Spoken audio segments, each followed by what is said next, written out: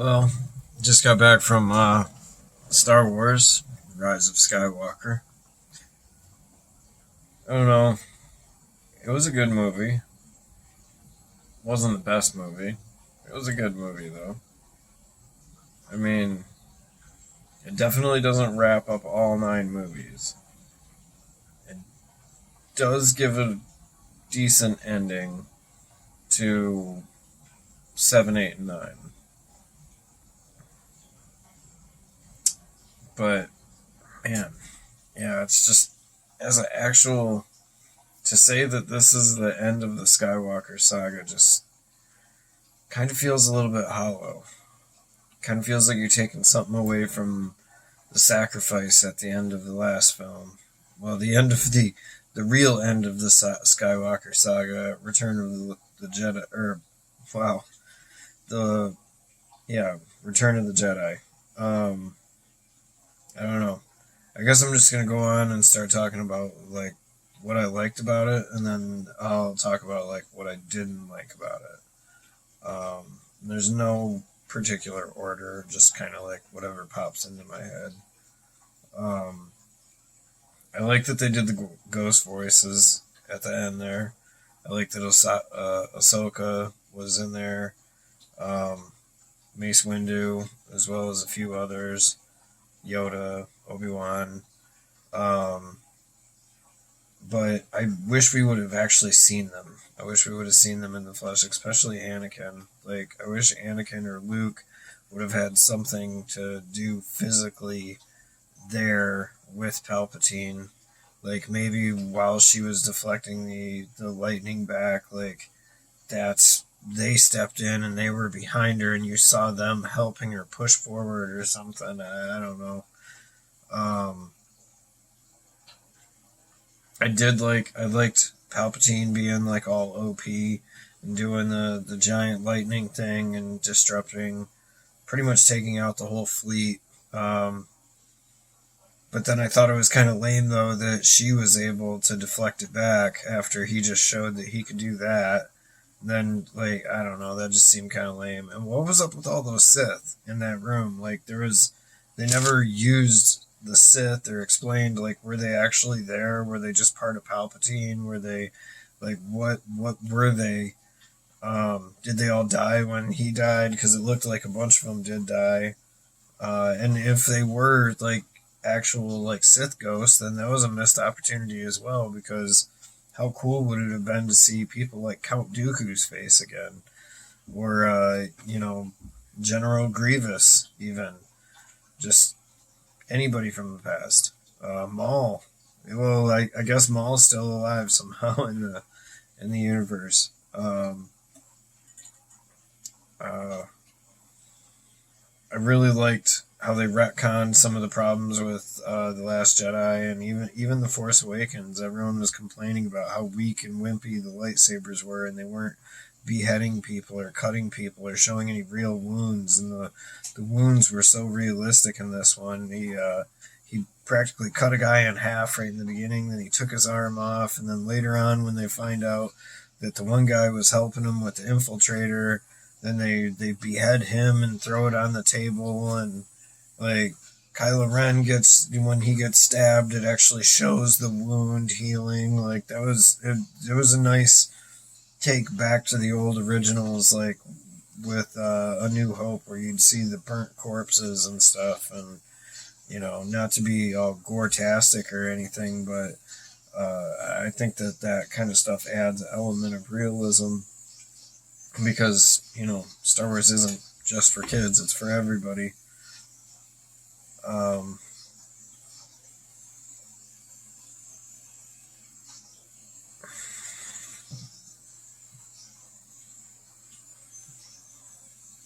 Seeing the team together was actually really cool. Seeing everybody, like, because Finn, Poe, and Ray are supposed to be like the new Luke, Leia, and Han, but yet we never really see them together. We actually got to see them together in this, and they argued, they kind of fought, they bickered back and forth.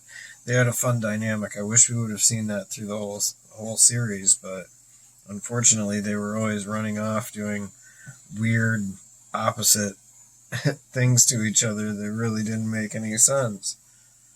Um, Seeing Luke was a really good one.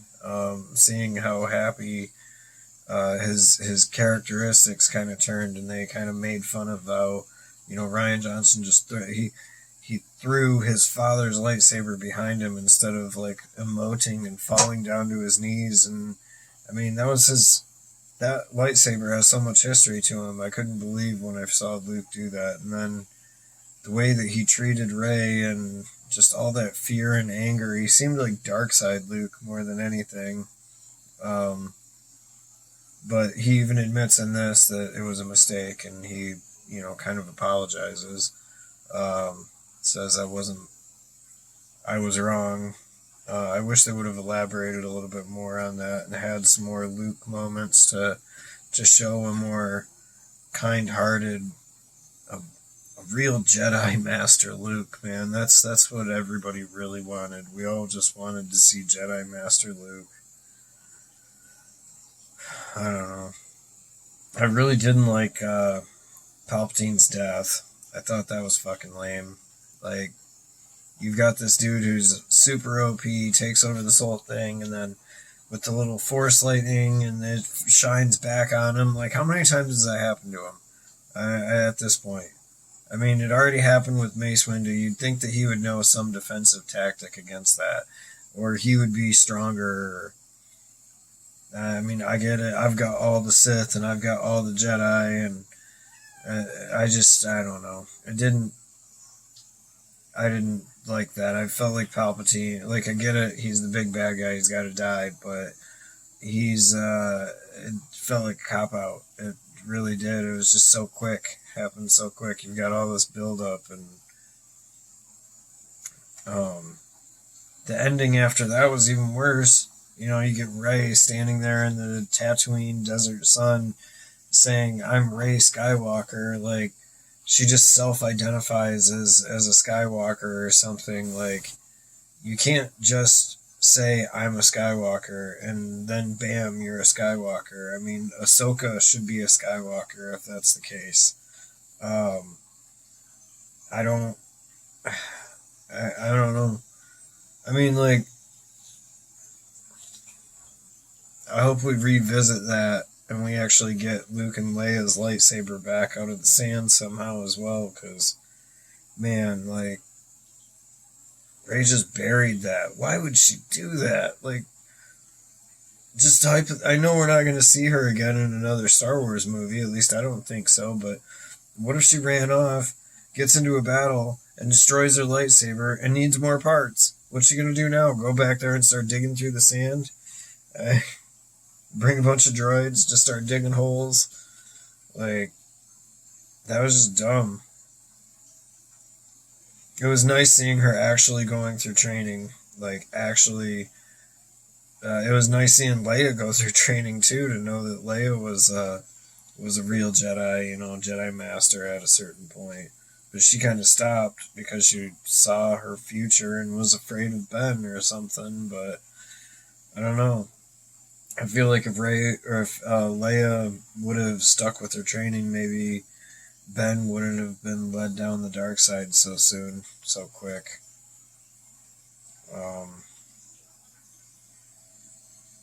Palpatine being on life support was lame. That giant finger reaching down from the sky that kept him alive was, I don't know. I didn't like that either. I would have liked to have had some sort of explanation as to how he came to be. Like, we all know he fell down the reactor shaft and was blown up. Were just pieces of him floating out in space, and he used his Sith energy to bring pieces of his body back together, or did robots do it? Was that part of Operation Cinder? Like, there's just so many questions to figure out exactly how Palps came to be again. And I felt like they glazed over that. Snoke being a clone, they just kind of glazed over that within the first 10 minutes. Just like, let's walk right by this cloner facility. Yep, Snoke's clone. Okay, well, we're done there. Um, why? Why did we have to have a Raylo kiss? They say we want, big, strong women and blah, blah, blah, and all this kind of stuff, and all these movies. Why does anybody have to kiss the girl?